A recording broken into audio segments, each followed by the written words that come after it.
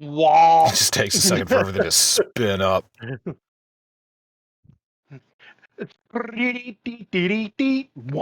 Well, it's like week 3 of the squid thing on podcasts.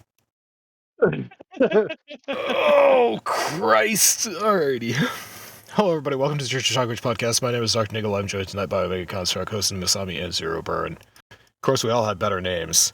I'm Squid James, bitch. And we got Eli Squitney and Squinton Churchill. And then us two, who are lame. Yeah, you're just more confident in your static personality. Non-squiddiness. Yeah, and your non-squiddiness. Yes. Y'all aren't squiddy. Y'all aren't bringing No. the squid. We'll let you guys bravely soldier on. Where the fuck was this? There it is. Kaboom. Yeah, Zero's playing Destiny. So, hey, imagine my surprise when I hopped on here, and looked at the cock channel and saw a billion articles about Diablo 4. Holy shit, it was a news day for Diablo 4. Well, there was a bunch of stuff announced for it, wasn't there? Well, they announced the final class at launch. It's going to be Necromancer, which is pretty awesome because previously Necromancers were expansion classes. So this is the first time we're getting Necro at launch, which is going to be pretty cool. That's true, yeah. And they also gave us, I won't call it a launch date, but they said 2023. Yep, 2023. So next year. They gave a release window. My previous guess was 2024. I probably made that on the podcast a good 3-4 years ago now. Hey, I was even later than you. I was 2025 to 2030. But yeah, given how almost every game is delayed beyond its original release, I wouldn't be surprised if I end up nailing it in 2024. But yeah, we've got the last class. They released a bitchin' trailer. Like, hey, say what you will about Blizzard, they've done a lot of shitty things. They can motherfucking make a trailer. Oh, yeah. Holy shit. They can make some cinematic fucking trailers. Their Necromancer trailer that they released is amazing. It is so good. And then they also released a lot of gameplay footage of the Necro and its various abilities and stuff like that. And I saw an interview with the director and some other guy from the game talking about all sorts of stuff. It's aside from the disastrous launch or the disastrous just existence that is Diablo Immortal,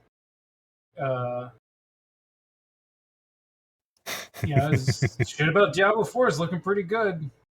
Yeah, there was something that we talked about earlier in the week. There was a job posting on Blizzard's website for basically someone to be the head of the Diablo 4 online store, and so that basically confirms there will be obviously some sort of monetization with seasonal content.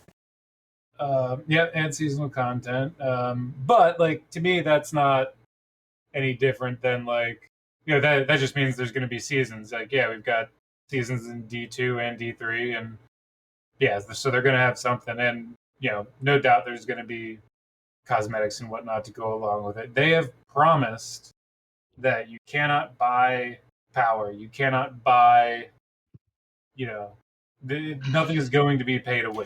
Well, I don't know if you're referencing the tweet that I saw, but I did see a tweet out from one of the Diablo devs that said that all monetization is locked to cosmetics. So yeah, exactly what you're saying is that you can't buy I don't know if they have unique gems or in Diablo 4, but if they did, you wouldn't be able to buy a unique gem for real money. You could only buy transmogs, or basically the way that Warframe works right now. hopefully a little better than Warframe works right now, because in Warframe you still can buy crafting resources. It's just not worth it at all. It's way easier for you to just go and farm the resources in a mission. Yeah. So yeah, that but that's even different. In the Warframe sense, like resources are like regular drops that drop everywhere. Yeah, all they the time, they throw that shit at you every single mission that you're on. You can't escape it. Yeah, versus something that's highly dependent on an RNG drop, like some of the drops in the Diablo world. Oh, okay. Well, that's a better comparison. So there's still one mod out there that's worth gold mod out there that's worth some decent plat. That's Bite, because you can only get that from the third cache on a sabotage mission on Cervantes. You have the biggest chance. So yeah, that's worth some plat to trade among players, but it's worth the plat because you can't buy mods in Warframe. Mods are the biggest thing that have RNG on them. Well, one of the biggest things that have RNG on them. And yeah, you can't buy that. Yeah, So that's the thing. Yeah, Warframe did a great job with monetization. You cannot buy power. You can buy lots of stuff. You can buy all sorts of glitter. And you can even straight up buy weapons and Warframes and not have to farm them. But if you don't like have you the said, mods, the mods are everything. And and not only that, but like you can't buy your way through. Even if you have the mods, you can't buy your way through getting something powerful. You have to level it up. You have to form it. You have to, there's a whole process you got to do. Versus Diablo Immortal model of like, there's a very small RNG chance you'll get the thing that you want, and we'll let you buy the chance to roll that dice 100 times. We'll let you pay $1.99 or 99 cents to get 570% increased rewards.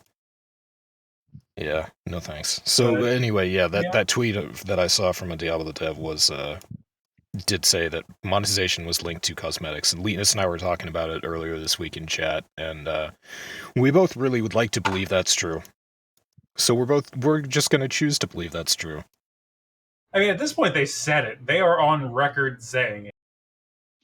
Yeah. And, sure, we could always be cynical and say, like, oh, they could, who cares what they say? No, they could always change their mind. But, like, that's not insignificant. They are on record publicly, officially saying that you cannot buy power. Monetization is only going to be tied to cosmetics. By the way, Zero, I think it was 5 minutes before I brought up Warframe. I really missed the Warframe timer. Yeah. I suspect that Zero is keeping a calendar or a chart. Well, I mean, we hit the record last week. No, wait, isn't our record something like an hour? No, 17 minutes.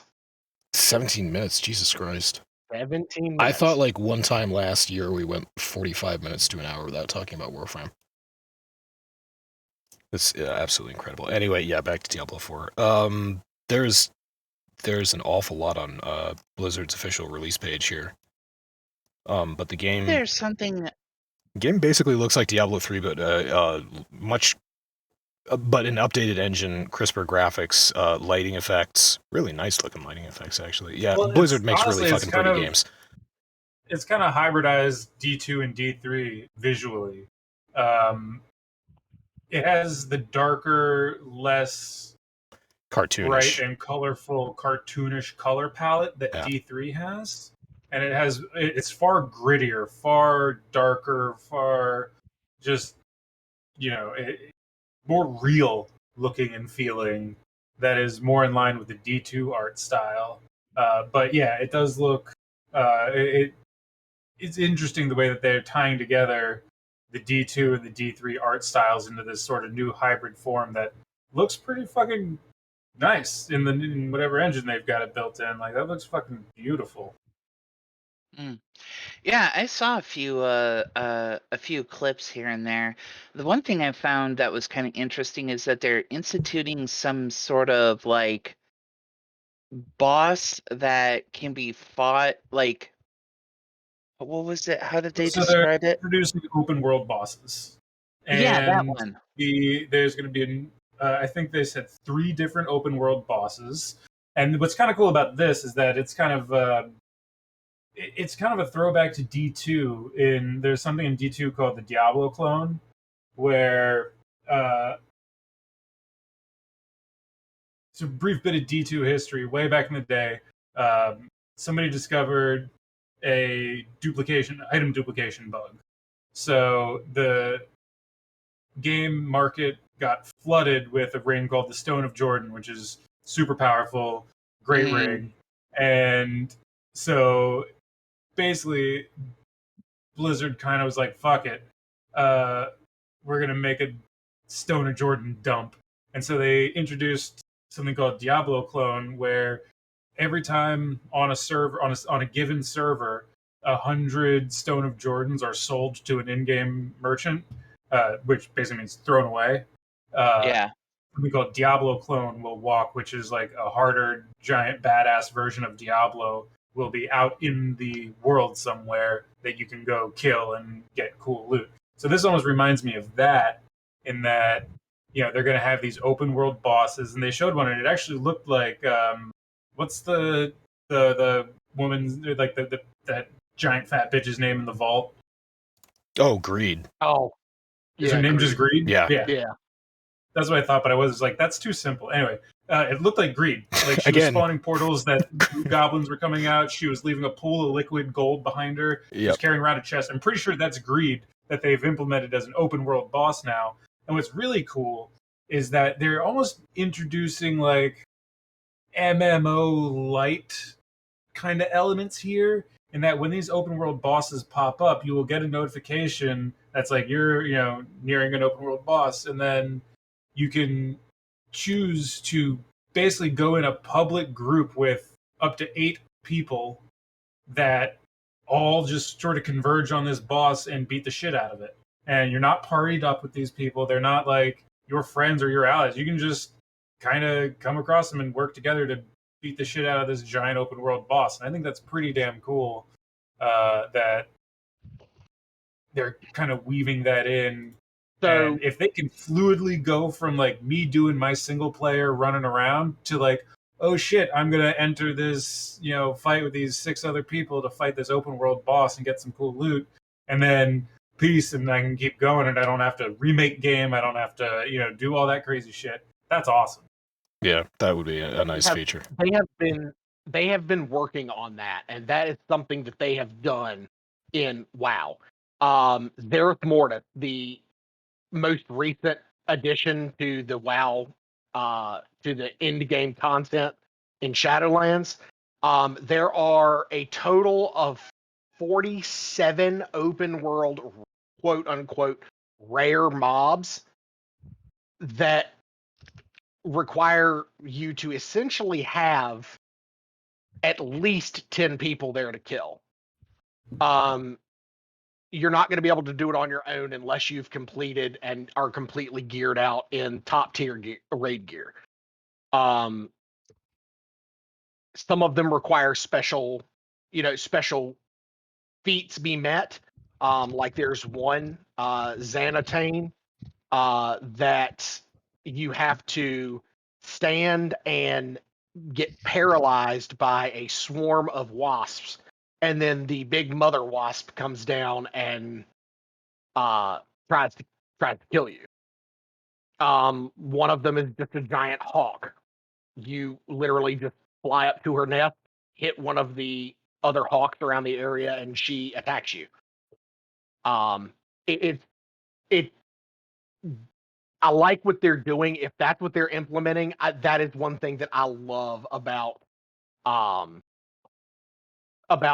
right now, is just the open world aspect of, okay, I can go in, I don't have to physically be in a group, but I can still do group based content. And the best thing about what Omega's talking about is that, yeah, I have Lost Ark does the same thing. There are open world bosses, but Lost Ark and WoW are both MMO games, primarily MMO games. Diablo has always been you can play in a party, or you can play solo, and you can have your own solo instance. So yeah, if the system works the way Omega described it to be, yeah, I'd be all for that. I have no problem playing PvE with random people. I really like the idea of being able to play my solo game, jump into a PvE group for a fight, and then go right back to my solo instance if I want to.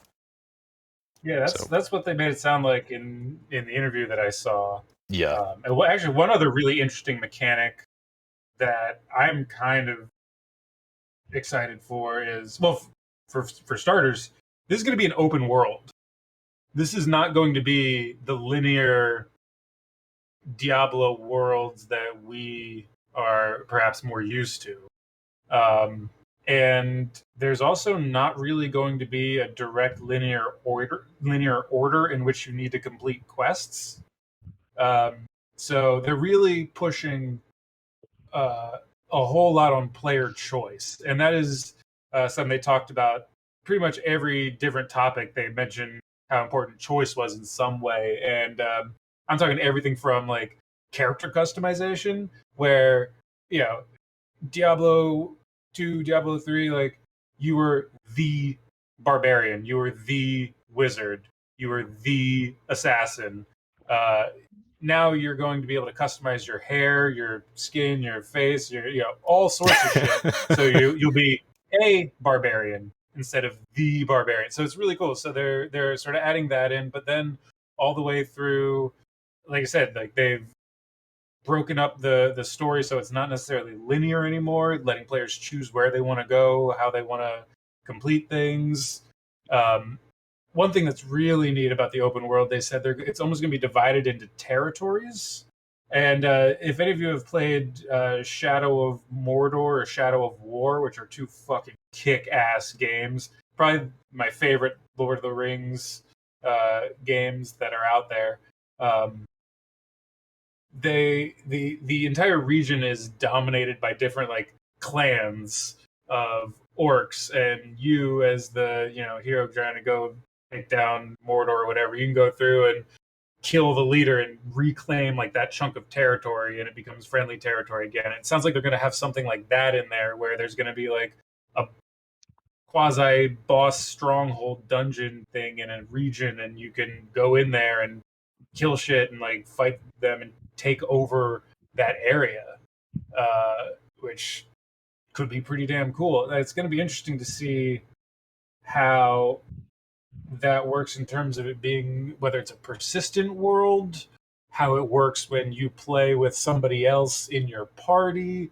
There's a lot of weird details that I'm very curious to see how they work out, but conceptually it sounds pretty damn cool the way they're going for an open world experience, and the way that they're dealing with open world bosses and the territories and stuff like that.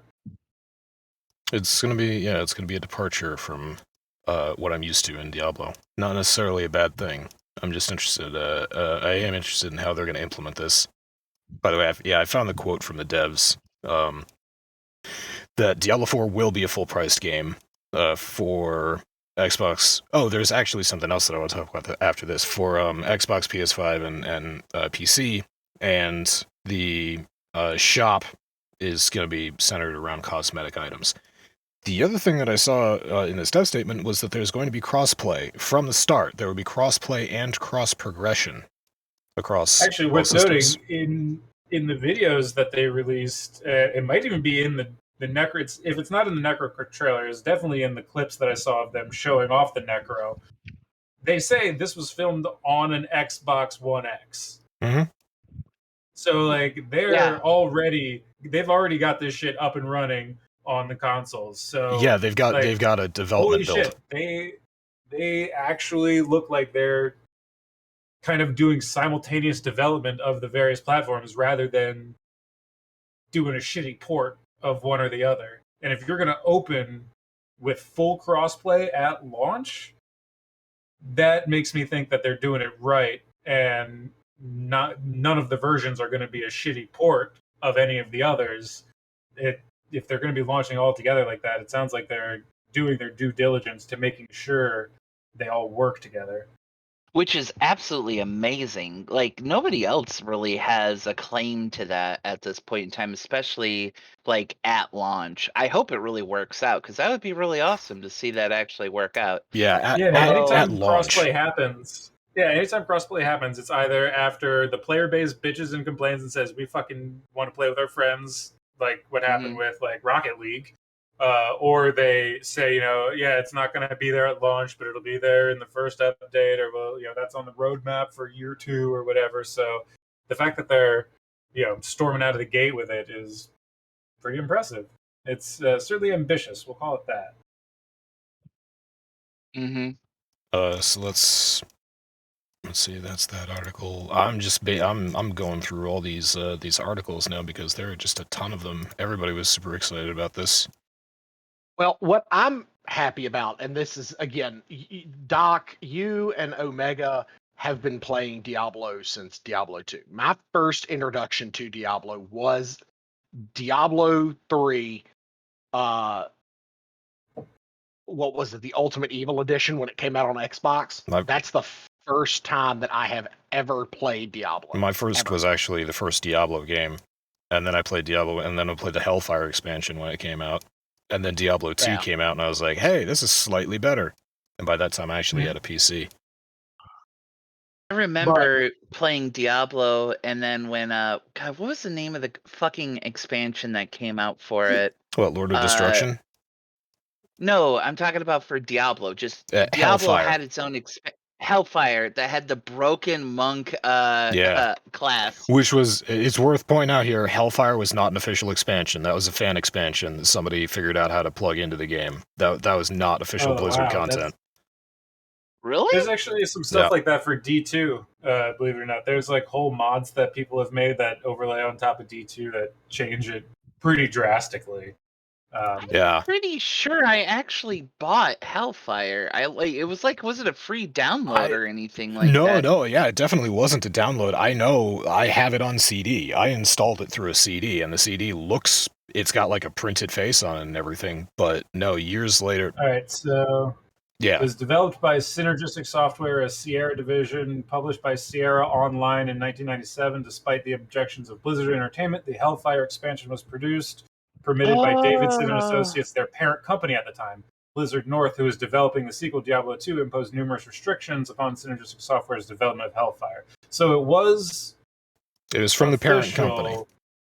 Yeah, it was official. Blizzard didn't make it because they were working on Diablo 2 at the time, but basically the publisher, the parent company at the time, was Blizzard was like, yeah, we're going to try and squeeze out some more money and have somebody else make a that makes sense. And while I'm fairly certain, I really liked Hellfire. Yeah, while I'm fairly certain I did pay cash money for Diablo because I have that CD and it is official, I'm pretty sure that I got the Hellfire CD from a friend and I just forgot to give it back, or they just didn't want it back. Now, correct me if I'm wrong, but with Diablo 2, didn't Diablo 2 have the Necromancer as a starting class that you could play as? I thought that Lord of Destruction was the expansion pack there, and that's what came with Assassin and Necro. Or was it Assassin and Druid?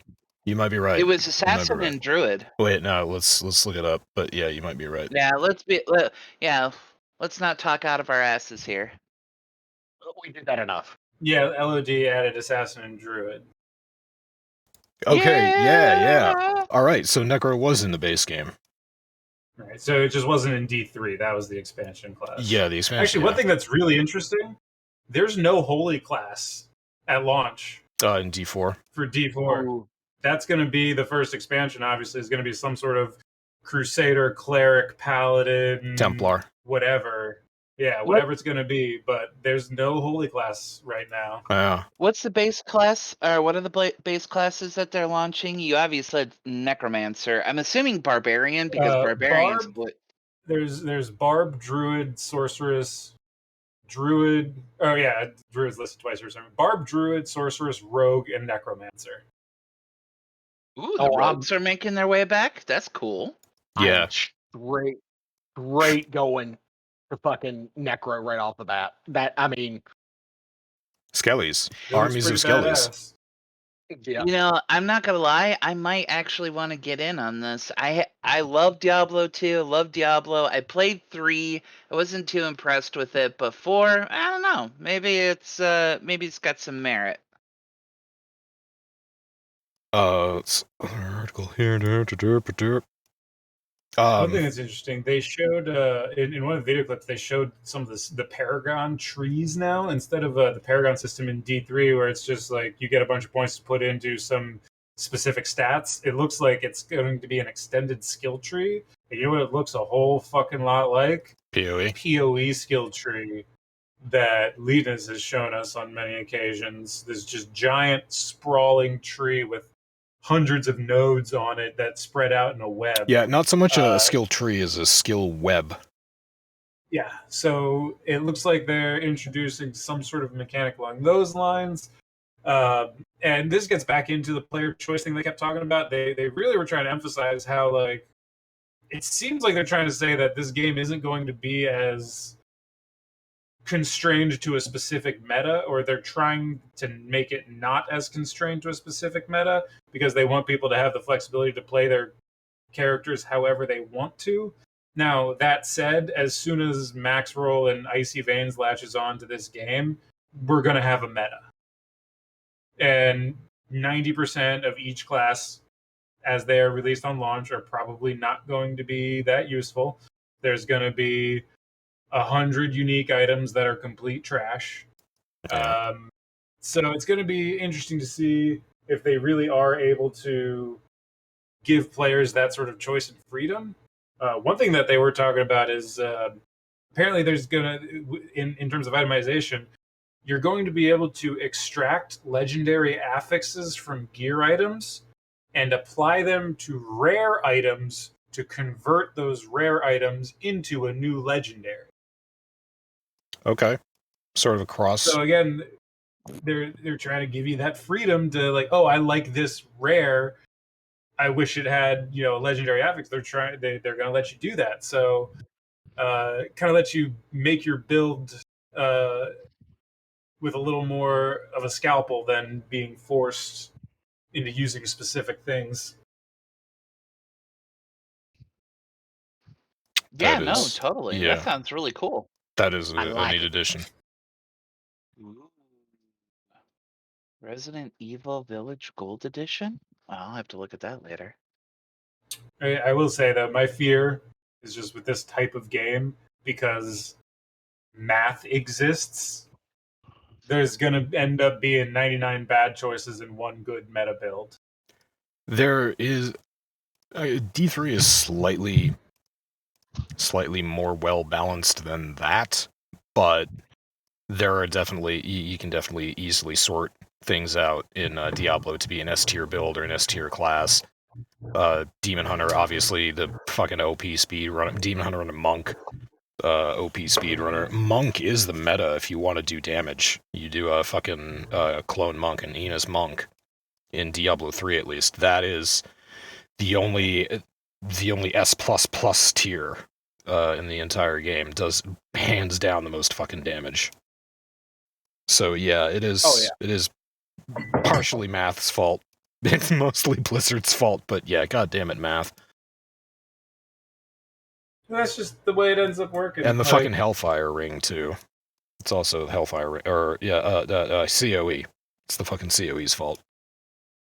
Yeah, God, what an awful piece of gear. What an awful fucking piece of gear that is. And then they did basically the same thing to Squirts, but instead of having rotating damage, you just suffer an incoming damage penalty based on how much outcoming damage you're capable of doing. It's like, let's make the best in slot items awful to use. That's the trade-off. Instead of making it like Fun. You know, a fun trade-off or something, like, it's just like, we're gonna just make this miserable. Yeah, this ring makes you super powerful for like 12 out of every 60 seconds. It's a feature. So you're gonna stand there for like half a minute doing fucking nothing, and then all of a sudden everything dies. And Yeah, you're gonna stand there for another half a minute doing fucking nothing, and then everything dies. So if anyone is excited to get in on Diablo 4 Diablo 4 closed beta pre-registration, it's now available. You can pre-register for closed beta access on Diablo 4. You just have to go to the Diablo 4 website and click a little pre-register button, and then log into your Battle.net account for a chance to get picked as a tester. Hell yeah. I always try. Actually, I have a fairly good record of being accepted into closed betas for Blizzard. They appreciate that I have products dating back to 1995. I think, but that's it. Doc, it could be that gigantic golden horseshoe you have up your ass as well. Or that. You seem to be awfully lucky. And we love you for it. What was my first roll last night? I think it was was an the 3 that ended up. It was a 3 that ended up being A 9. It was a 2. It was a 2 an 8 that or ended up 9. being Yeah, a 9. 2 that ended up being a 9. Yeah, I was trying to Yep. dispel magic on a book and it failed horribly. Yeah, so no, but Zero, you are right. But I do have the luck feat. So yeah. Do you have 2 of them? I hear feet come in a pair. Oh man. She did there. Omega got reminded last week that Krogans have 4 testicles. I was really happy in that moment. Dude, I totally forgot about that. Look at the quad That's on him. Hilarious. I totally forgot that. I bet he works out. Honestly, I find it interesting that Krogans have testicles at all, because aren't they sort of like... I don't know. How does non-mammals work when it comes to like testicles? Wait, they're Because Krogans aren't mammals, right? They're like weird lizard things. they certainly. It's kind of hard. Are they like lizardy, or are they like I don't You know, there's hippopotamusy, or what the fuck are Krogans? that's a good question. Let's find out. Yeah, I don't know. I Krogans are a species of large reptilian So they're reptilians. bipeds. Okay, so they're reptilian. Yeah. Okay. All right. Well, yeah. Okay, so they have to. I thought you were going like I don't know why they have testicles because Krogans are basically armored all over. Like, what's the point of having a spongy Reptiles carry coin their purse? testicles inside lower abdominal cavities, Yeah. often directly attached to the kidneys. So Whenever I go to the museum and I see a big statue of Tyrannosaurus Rex, I always think, "Where's the dick and balls?" They have a cloaca. Oh, hey, that's what they do. Wow, lizards are gross.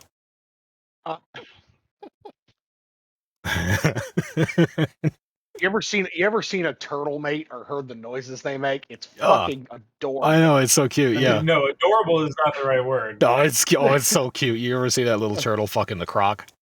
The shoe, not the alligator, crocodile. Says the shoe. I would hope so. That'd be great. Turtle mates with crocodile. Crocodile's like, what? Armor, yes, armored predator. Yes, that's what we need. I'm sure Florida has something like that. They're called snapping turtles. A turtle gator. Oh God. Oh, An yeah. alligator snapping turtle. Have you ever seen one of those fuckers? Oh yeah. They're terrifying. They scare me beyond the point of rational thought. They're all over the place in fucking Louisiana.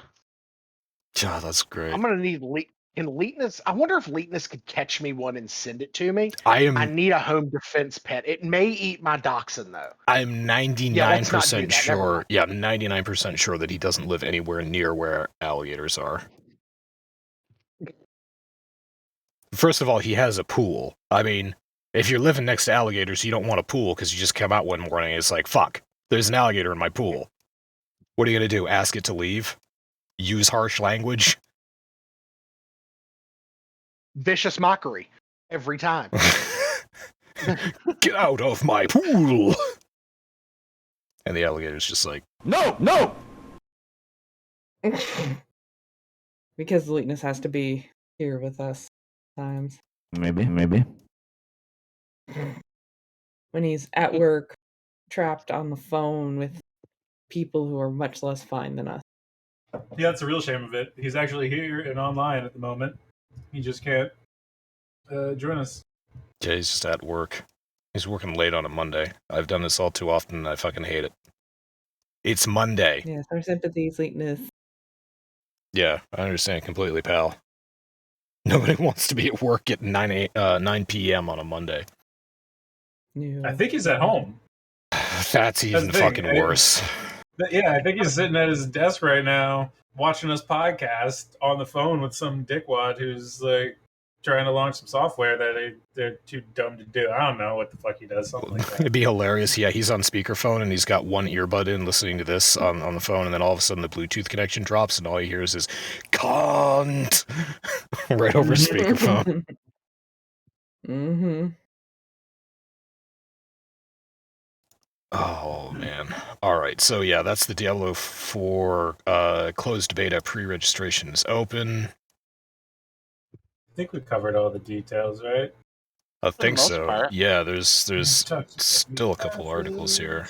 I don't know if any of them Talked about say anything more. Wow, CNET has the best article page by far. It's just the title, subtitle, a picture, and the article. That's it. No ads, no bullshit, no nothing. Thank you.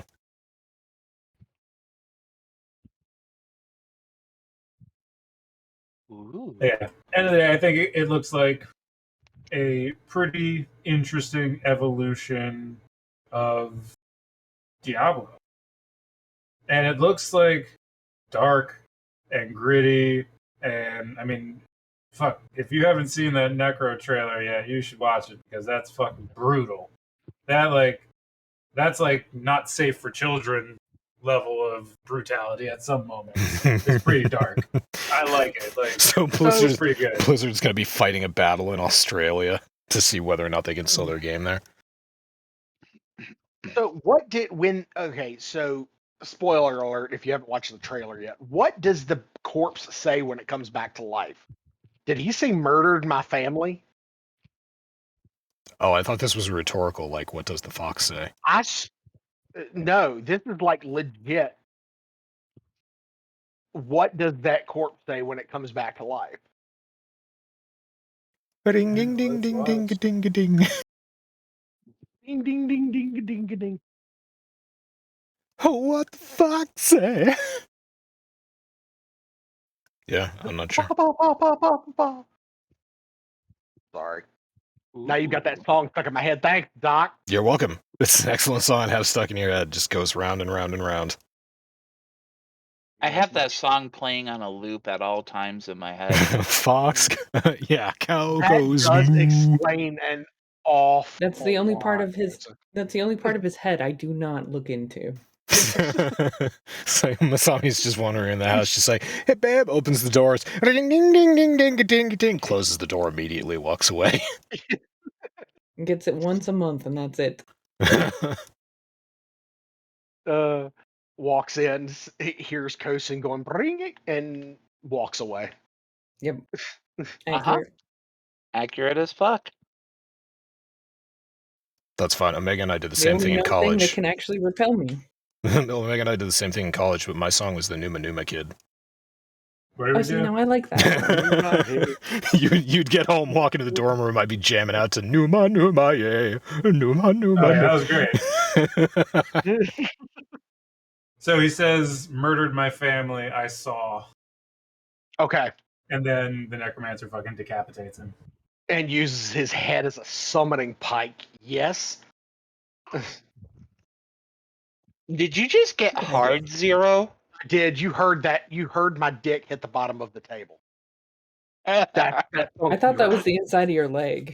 No, it's actually the top of the table now. Remember, his chair is slightly too tall. Yes, my feet dangle. He's got the dangly. That's the new adorable thing, by the way. Fucking love that. I'm gonna. Well, no, I can't do that. We would have to be streaming on Pornhub for me to have an under the desk cam. That is the cutest. You know fucking what? thing. We could stream on Chatterbait. Well, you could. Wow. Yeah, yes, Kosen. Nope. Nope. Nope. Kosen's brain. My life is now complete. It's that fucking. It's the Toy Cherish the Story. moment. It's the Toy Story meme. There's dicks everywhere. Everywhere. Oh, I streamed on Chatterbait once. The ladies paid me to put my clothes on. Oh. Hey, you got paid. Hey, listen, Linda, listen. This boy is. I am so white that if I turn on the camera and I am wearing anything less than dark clothing, it will cause lens flare. The beacons of Gondor have been lit. Oh, you have no idea. J.J. Abrams tunes into your stream and he says, "I have to draw you." Yeah. Like one of his Yeah. French girls. Like one of his French girls. But no, my sister every year, right when Virginia goes from being winter to summer, because apparently and clearly we don't have fucking spring anymore. Mhm. That Right. she sends me that meme of the guy who's walking outside in shorts and the woman walking by on the sidewalk and then immediately turns and runs the other direction saying, "Gondor calls for aid, the beacons have been lit." To which my immediate response is, "Fuck you." Oh, She's man. not wrong, but I love, as an aside in that movie, I love how Gandalf just irresponsibly talks Pippin into mountain climbing all the way up the fucking side of Minas Tirith, just so that nobody sees him. He's a wizard. Couldn't he shoot a fucking fireball up there and just light the fucking thing on fire? No, he's got to convince Pippin to endanger his life. And it's not even like he crawls up there, lights it on fire, and he's done. No, he crawls up there, lights it on fire, and then he has to crawl all the way back down. And Gandalf just stands there. It's like, "I'm rooting for you, buddy." Was that before or after Gandalf died and came back? After. Okay, because there's been some debate about like if Gandalf was a D&D character, what level wizard would he be? And I'd argue that like before he died, he was like level 3, and after he died, he's like level 5. Gandalf is not some like super ultra mage who's like bending reality to his will like a level 19 or 20 D&D wizard can do. Mhm. So like in reality, he's not that like crazy powerful. Well, I know a lot of people get really upset whenever this is like whenever they're confronted with this, but that's the truth. But yeah, but they shouldn't get upset about it, because the whole point, like, wizards in Lord of the Ring is, in general, they never like have overt displays of power, maybe once or twice, but their whole shtick is that they are fucking smart. Like, they are the most clever folk around. That's what their thing is. Well, they were meant to come to guide, or they meant to come to Middle Earth to guide Right. humans and those elves that remained behind in whatever things were going on. Yeah, you know, to guide the kingdom of Numenor. You realize most of the magic Gandalf does is basically like cantrips, and only like once or twice does he bust out anything that you might consider a leveled spell. Oh yeah, no, totally. Like little fireworks and like little smoke shapes and shit. That's cantrip stuff. Yeah, that's that's just like, that's basic alchemy. You just a little mixing of the powder here and there and set it on fire and you're good. Mm-hmm. now for it to be proper alchemy, he has to lose an arm and a leg and a small child and never mind. Who knows what he sacrifices to make his fireworks? You are a bad person. You're just a bad person. That's all I gotta say. Gandalf Never goes to played the the game Shire for to pick up spare parts. Is that what you're saying? No, just small children and dogs. They're small. Take two. I think it's been a long time since I've seen the movies. You would know this far better than I probably, Doc. What is the most magical thing that Gandalf does? What is his largest expression of his magical power? He dispels magic when he returns Theoden to himself instead of the possessed Theoden that is controlled by Saruman. That comes to mind first. Do you think that's probably the big, like the most intense expression of his power? I mean, it's one of the bigger ones. He doesn't do much when he's fighting the Nazgul. Actually, the biggest thing that he does fighting the Nazgul, I think, is he creates a beam of sunlight out of his staff that drives them back. He doesn't... Remove Curse is a 3rd level spell. He doesn't appear to be doing all that much when he's standing on the bridge facing down the Balrog. He doesn't seem to be doing... And then when they show him fighting the Balrog later, it's literally just like he's giving him a tap with a stick and then he's slashing him with his sword. Yeah. I mean, I'm sure he put some magic behind him, but like again, we talking cantrips, we talking a booming blade, we talking Maybe, that type of attack.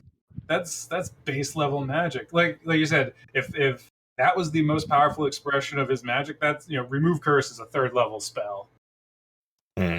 So that would mean that he's a level 5 wizard. Well, hold up. I had to think about this. If he was actually using like legitimate like sunlight in order to scare away the Nazgul, Sunbeam is a 6th level evocation spell. Right, if it was actually... I'm not clear how... I'm gonna go ahead and say that it was real sunlight, because I don't think Tolkien would, like, make it just so that the Nazgul are scared of bright light. I think they're scared of sunlight, or they can't tolerate sunlight, because sunlight is good. So maybe 6th level spell is the highest that you... But again, that's when he's Gandalf the White. It's when he comes back. Yeah. Shit. In terms of other, like, spell stuff, though, I'm just not... How much did his light beam do a lot of damage to the Nazgul? No, it sort of stops them in their tracks. If you see the movie, they're like flying to... They're trying to eat the survivors of the Gondor army that went to Osgiliath, and Gandalf shoots out the cone of light. It's a cone. And they just sort of stop, and they're like, oh, Jesus fucking Christ, what the fuck is that? Jesus, God, I gotta get the fuck out of here. Gotcha. Sunbeam does a fuck ton of damage and blinds the enemy if they fail a save. Well, obviously they made their save, so they only they're not blind and they only took half damage. also, Lord of the Rings was written in the 1940s and 50s. D&D didn't come around till the 70s. Well, D&D is basically the gamification of Lord of the Rings and stories like it. So you can't tell me that Gary Gygax wasn't like looking at Lord of the Rings when he was thinking about shit and coming up with the basics for the game. Oh, no. Yeah, Gary Gygax has been on record basically saying he cribbed a lot of shit from Tolkien. Right, yeah, no doubt about that or anything. I'm just saying that if somebody got it wrong, it wasn't Tolkien, it was one of the wizards. Oh, the coast, excuse me.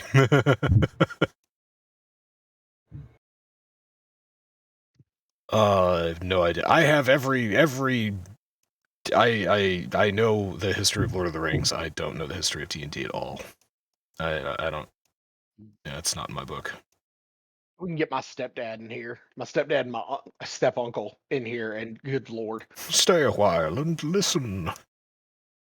My uncle has the first edition box sets. Oh, the red box. Yeah, the red box, and I think it was the blue box. He's got both. And they are in immaculate condition, given their age. I had a girlfriend once who hated getting blue box. Heyo! Heyo. Wait. Is that similar to a blue waffle? No. Blue balls, blue box. Don't bastardize my shitty joke. It's not good enough for that. It's always good enough for that. That's why, That's why we do it. Oh man. I'm ruining your night, am I not, Kosen? You are. You very much are. I love it. Oh shit, yeah. So, in terms of news, there's not terribly much else that I have. Well, actually, there's a lot of stuff in news. Starfield. There's a lot of shit Oh, that's that's been announced right, in the yeah. last, like, Leetness and I even watched that whole fucking live stream when they announced Starfield. We just spent the whole time making fun of Todd, though. Well, I of mean, course, obviously, why that's would the you best not? thing to do. Poor Todd. He doesn't. Well, no, he deserves our hate. He's done some shit. Yeah. He's a bit of an asshole. Also, He's an asshole. I don't really play all too many Bethesda. Yeah, of late, I don't play that many Bethesda titles. Yeah, there's like I was looking through, and there's like actually a lot of interesting games that are coming out, that have been announced. What was it? A couple of PlayStation games, Persona 3 and Persona 5 are coming to PC. They're actually fairly popular. PC, Xbox, the whole nine. My sister came over because my wife brought home cupcakes today. Yes, I know I have diabetes. Shut up. I don't care. But you're an adorable little cupcake yourself. By the way, hi Kirby. Kirby's in chat. Oh, hi, Kirby. Hi, Kirby. Hi, Kirby. Kirby says, "Why am I reminded of Duke Nukem Forever and No Man's Sky when it comes to Starfield?" Because you're not wrong, Kirby. Yeah. It's Fallout. It's Fallout 4 in space.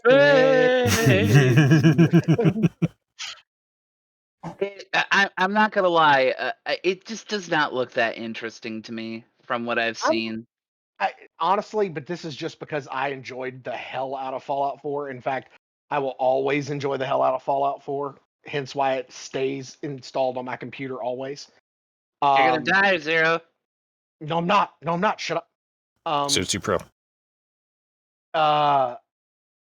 But I'm not excited because of the fact that even their gameplay trailer looked fucking buggy and laggy as hell.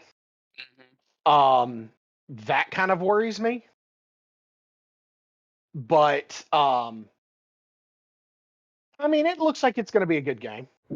Did you hear that Kojima Productions actually had to issue a statement about the fact to the Sony fanboys that we still like Sony? We're just working with Xbox on this one project. Oh god, come on. Poor Kojima, leave the guy alone. Yeah, at this point, let the man live his life. Let him do what he wants. He's put out a lot of quality content. Yeah. Let's see a thing. Mm. Oh, there is a new game. I'm gonna have to actually pull this up somewhere else. There's a horror game that's the something protocol. The Callisto Protocol. Sorry, what? The Callisto Protocol? Yes, that's the one. It's a new... Yep. So if anybody ever played Dead Space back in the day, Dead Space 1, 2, or 3, there is a certain unique brand of sci-fi horror video game that there used to be... Dead Space used to fill the void of that genre, Yeah. and there hasn't been a game like that for a long time. Alien Isolation sorta brought it back, but... Yeah, the Callisto Protocol is the next survival horror Dead Space-esque experience coming out, and while it doesn't look like a game that I would play because I am a big pussy, it's definitely a game. I love the aesthetics of it, and I would watch a full game movie. No, I watched it, and I'm like completely 100% there. Like, I was full on, I was there for it. Yeah. You were at, as some would say, full mast. Yes. Well, horror games always do that for me. In a space horror game, hell yeah. I love Dead Space. It was great. It's just so hard to do. It is. I feel like for every successful Dead Space or Alien Isolation, there's just so many that swing and miss. Yes. That it's hard to get excited for something until I actually can see proof that it's good. Well, It's kind of sad. I've always been really cynical about horror games because I've always felt them just they never live up to what I want them to be. Well, I haven't actually been really impressed with a horror game until I played Resident Evil 7. Like, Resident Evil 7 was like, I mean, all the previous Resident Evil games, like 6 and 5 were just kind of like, ugh. I've never played 4, but I've heard that 4 is really good. But I played 7 not too long ago, and I was like, I wanted to give this a try. I wanted to give the franchise, its due diligence. And then I played it and I was like seriously impressed. Like, this was good fucking horror. And then I've seen a playthrough of Village, which is Resident Evil 8, and that was also really good too. So I've kind of been like, when it comes to horror, I've been kind of reinvigorated that we could get some good horror, but yeah, I also get the whole sometimes it's not good. but if it's just like general horror you're talking about, not sci-fi horror in particular, what about stuff like Sweeney's Sacrifice or Plague Tale? Horror light, I guess. Oh, Senua's Sacrifice is amazing. Yeah. I mean, that game is like, holy crap. And I haven't played Plague Tale, but it looks great. I kind of got another horror light game. Well, I consider it to be horror light. Is like the Dishonored franchise. That actually has a little element of horror, just a little. Yeah, I guess. And yeah, it's I can get good. that. I haven't personally, I haven't played myself, but yeah, I know what you mean. I have that game actually sitting around, and people have told me in the past to play it. It's good. I would have to say that it's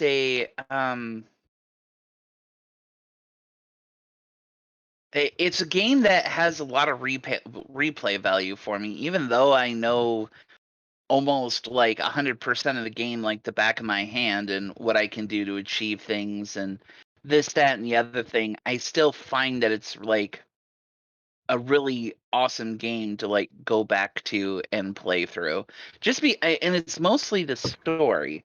Like, the gameplay mechanics are good, but the story is what really draws me on that one. All right, so you brought up replayability. I'm actually I'm going through the Mass Effect series all again. I'm done with the first game, and I'm into the second game now. And I didn't remember actually in the second game. I won't call it horror, but I'll call it spooky. There's a lot of spooky shit in Mass Effect 2. I just did a mission the other day yeah. where I'm crawling around a space station, a small research station, where everybody is dead, and there is a rogue VI that's trying to kill you while you're doing it, and it's spooky. Spooky that games one scare me.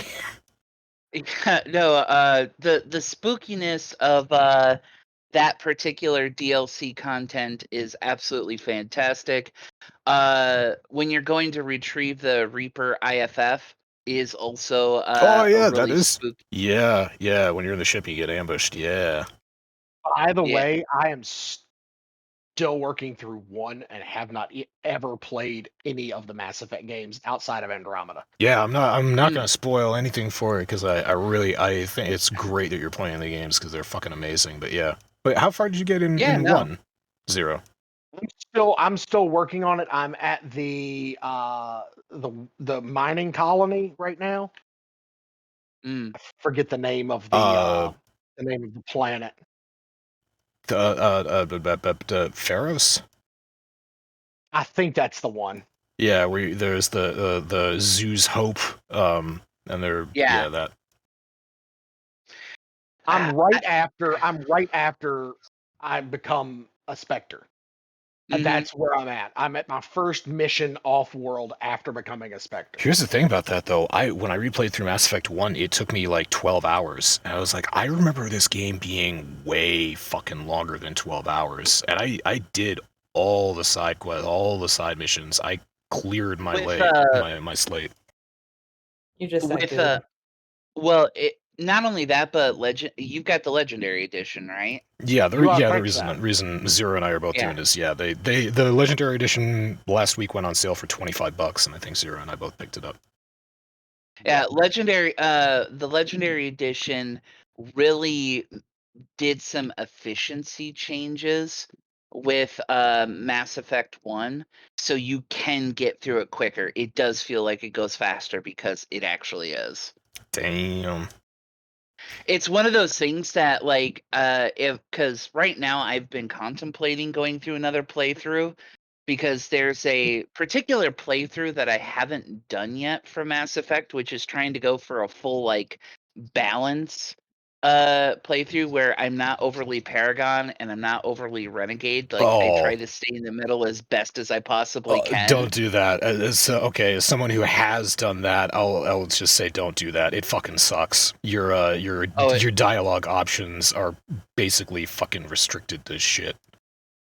Oh, Yeah. that sucks. No, it really sucks. They want you to stack Paragon or Renegade so that you get the most interesting dialogue options and the most interesting shit happens. Yeah. No. Oh, well, thanks for warning me on that one. I decided on my playthrough of Legendary Edition, I'm going to make Shepard a gay asshole, and I'm going to try and fuck all the male characters, and I'm going to go full Renegade the whole time through. Yeah, okay, I checked Nice. this. I checked this out for you, Omega. In the first game, you cannot romance Garrus. That's a shame. So who are the options in game one? Liara, Caden, and Ashley. Just the three of them? All right, Caden it is. When can I start fucking Rex? Oh my god. I don't know if you can. Okay, if you can fuck Rex at any time, I'm pretty sure it's Mass Effect 3. The answer is no. You can't fuck Rex in Mass Effect 3. Are you sure? I am pretty damn sure. I am 100% sure, Fuck. unless you have a mod.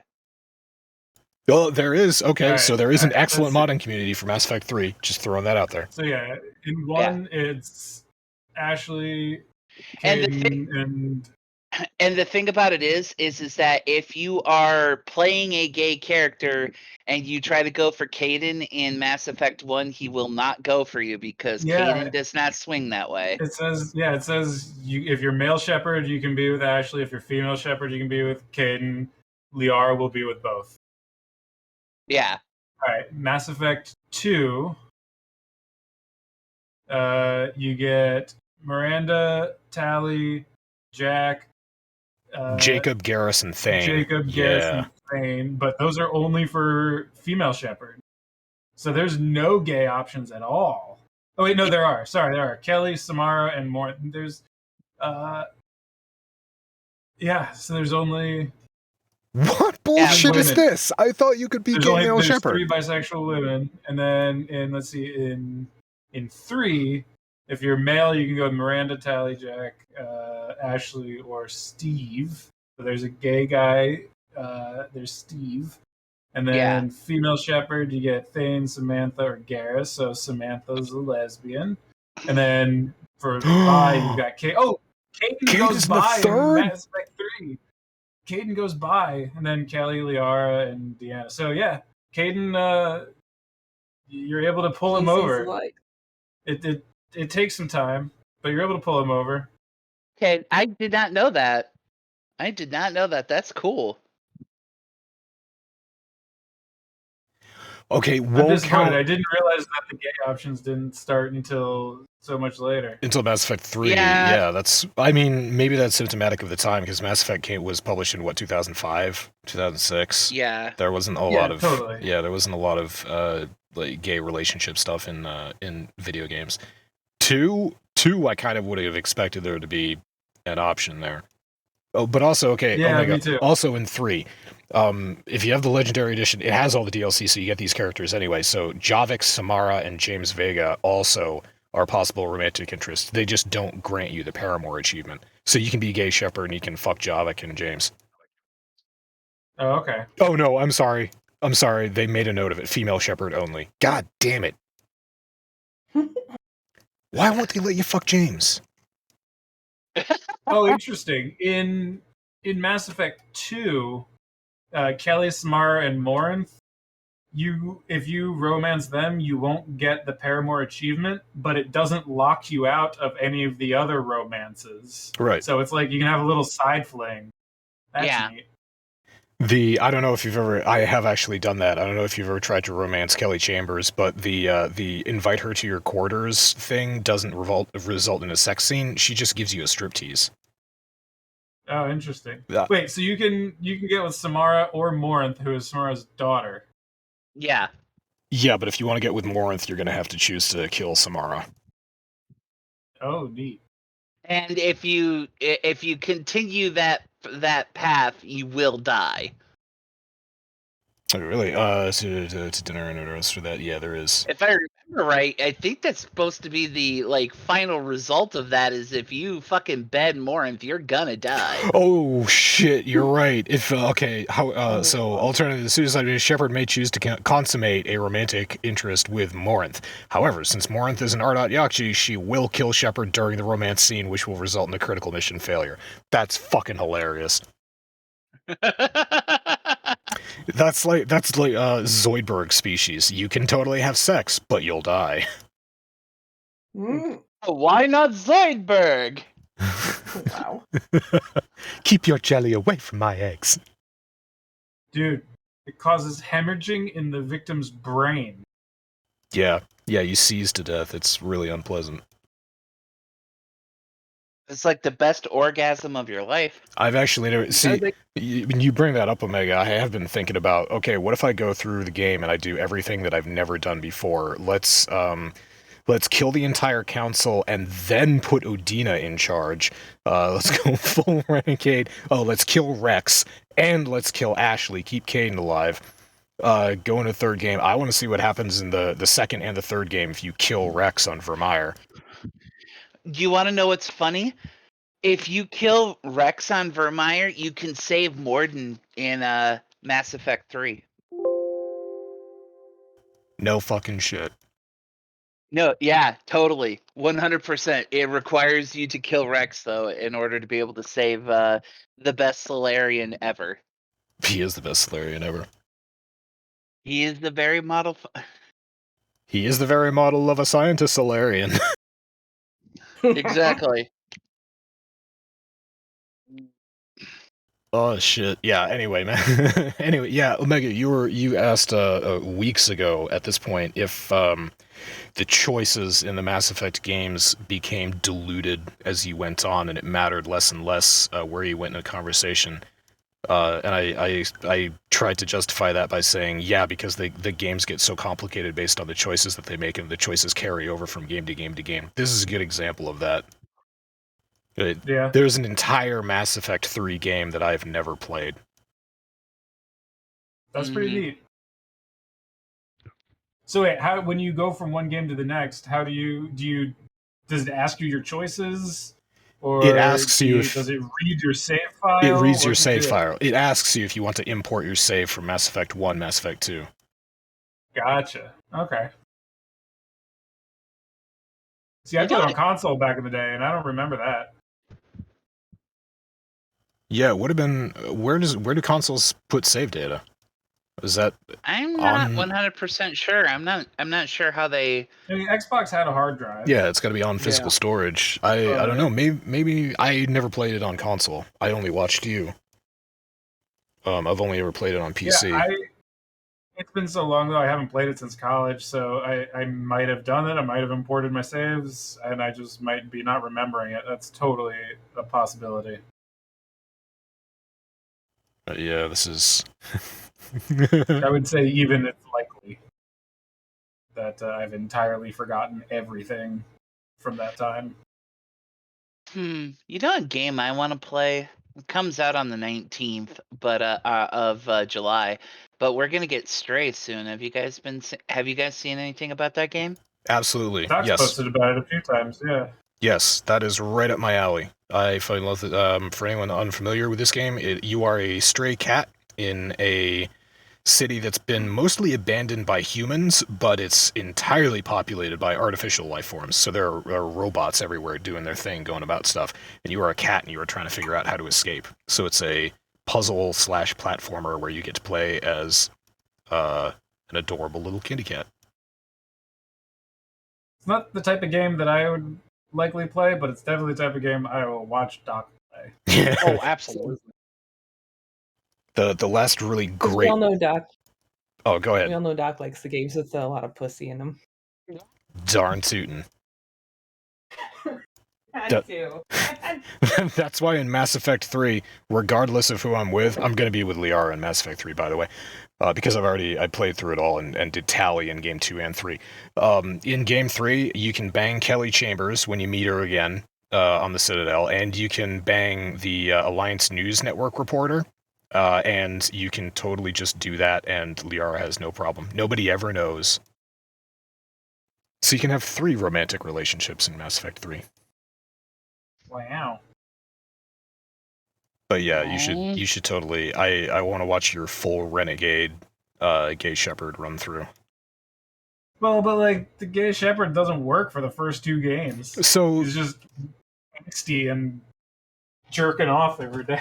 okay, bang Ashley because she's a piece of shit too, and then just when the 3rd game rolls around, just be like, nah, you made me go gay. Just as if No. blame it on Dude, her. Here's the thing that's really funny. Every time that I have ever played Mass Effect, I have always left Ashley behind because fuck her. You always kill Ashley, yeah. Believe it or not, the most popular choice is to kill Caden. But yeah, I understand completely why you would kill Ashley.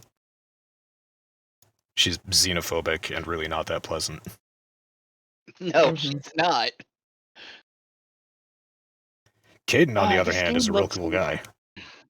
Yeah, I don't get why people don't like him. It's weird. I remember when I came into Mass Effect, the reason that I immediately didn't like him was because the voice actor who does Caden is the same guy who did one of the characters in Knights of the Old Republic, in KOTOR. He's your starter male companion, and I can't remember the name of that character, but I fucking hated that character.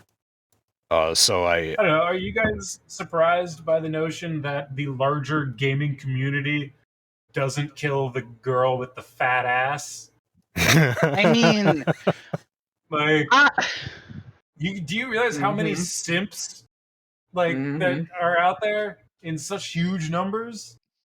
That's Much like the ass. I mean, to me, it certainly that Of certainly course. seems like the reasoning behind that choice. that could definitely be. Yep.